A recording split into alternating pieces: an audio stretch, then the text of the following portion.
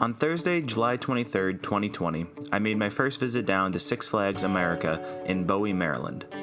Now, this park is constantly bashed by a lot of people for being one of the worst Six Flags parks in the chain. But that's for another video. For now, I'm going to rank all 9 coasters at this park.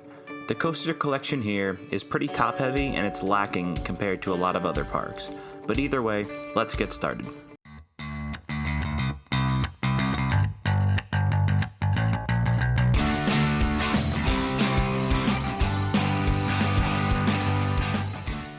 So let's begin at the bottom, number 9. Great Chase is the park's kiddie coaster, and it's a standard Zamperla family gravity coaster. Now this features a short, simple layout that's been cloned 100 times, and it's a fun way to get the kids started with coasters, but other than that, it does not offer anything up to the older guest. Next up on the list is Mindy Racer, a Vekoma SLC with the original restraints. As is common with this model, it's painful, shaky, and overall it's just not enjoyable at all.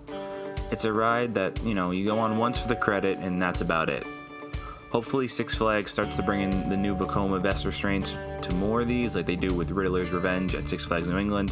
It really improves the ride experience. Even if it's not great, it's much better than with those old, bulky over-the-shoulder restraints. Either way, this is a pretty easy pick for number 8.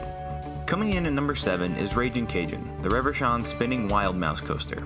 Now I can confidently say that this is by far the wildest wild mouse I've ever ridden, and afterwards left me physically dizzy getting off the ride. Now this thing absolutely whips you around those turns, and it spins faster than any spinning coaster I've been on. That being said, it's still a wild mouse, and it doesn't offer much besides the spinning, which is why it doesn't go up any higher on this list. Flying in next is Firebird, a converted B&M stand-up coaster that now features floorless trains. Once known as Iron Wolf and Apocalypse, this is the original B&M coaster, and it really does start to show. The ride is small, only 100 feet tall, and it's kinda boring. It only has 2 inversions, which is not a lot for a floorless coaster. Not to mention, even with the new trains the ride features, it has a serious rattle and has some rough transitions, especially at the end. The ending specifically caused serious headbanging for me. However, for what it is, Firebird isn't terrible, it's just not very good either. The inversions are really the only saving grace on this ride, otherwise it'd be a little bit lower. Following up Firebird is Roar. Now Roar is the only coaster besides Great Chase I did not get a chance to ride, as it was closed for most of the day at the park. It actually opened for about 2 or 3 cycles, and then it closed again while I was standing there waiting for the next train. However, judging by the layout, point of views, and other reviews I've seen on this ride, I do feel pretty comfortable putting it here. I feel it could be a bit more exciting than Firebird, with that standard old school GCI feel. Now, assuming it isn't unbearably rough, of course. But either way, just RMC this thing, get this park a real number 1, and I'll run back for a couple of rides. Up next was my most anticipated ride of the day. Batwing is a Vekoma Flying Dutchman model, and as of today, there are only 2 remaining in the world after Firehawk's closure in 2018. I was very surprised by the overall intensity experienced throughout the entire layout, but specifically through that loop. The loop definitely caused me to gray out for at least a second. Now, unfortunately, unlike their B&M counterparts, this model is very shaky, a bit rough, and it has some wonky restraints. The flying coaster should be all about the flying experience, but when your head is constantly rattling around, and even through those straight sections of track, it really takes away from the experience. Now, if the ride was smoother, it may have jumped the Ultimate Flight clones, but as of now, it's really not close. Now, coming in third to take the bronze is a relocated PTC wooden coaster that's over 100 years old, Wild One. This classic Woody was pretty fun and probably my biggest surprise of the day. While far from smooth, the bumpy ride experience felt like a classic Woody and it wasn't really painful. Now, I was sitting in the front seat and I did miss a back row ride due to the ride going down. I would assume it may hurt a bit in the back. However, based on my rides, I would also assume the back offers some pretty decent airtime as well. Honestly, the whole ride felt a bit janky and sketchy, which always kinda adds to that thrill, but in a better park, I could really see this ride being buried in the bottom of a lineup. Any superior coaster collection, this probably isn't in the top 5. Second place belongs to Joker's Jinx, the Premier Rides launch coaster. Now, these spaghetti bowl clones get too much hate in my opinion. Even though I've dropped them slightly on my ranking list, these are an absolute blast, and the outdoor versus indoor debate is really close.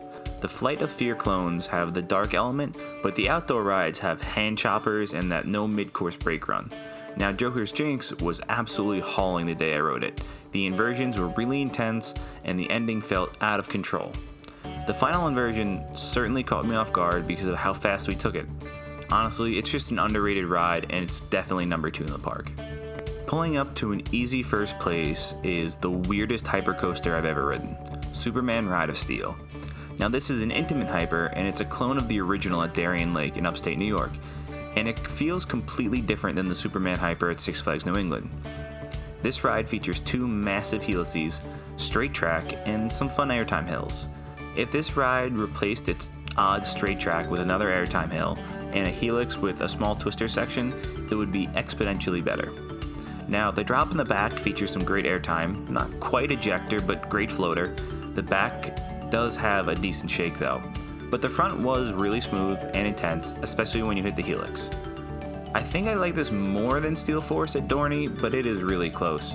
Superman has the stronger airtime, but a worse layout. Now, this is far and away the best ride in the park, but I don't really think it's close to the other Intimate or B&M hypers. Now, to wrap this one up, we have a weak coaster lineup that is missing that true number 1 coaster. I hope Roar gets the Iron Horse treatment and becomes that ride. Even a weak RMC would rank well above what they have right now, and it could really draw in some more people. Unfortunately, I don't see this park getting any real monetary investment anytime soon. Now, that's going to wrap this one up. Do you want a full review of Six Flags America? What coaster lineup should I rank next? If you enjoyed this video, please consider subscribing and check out the other videos on the channel.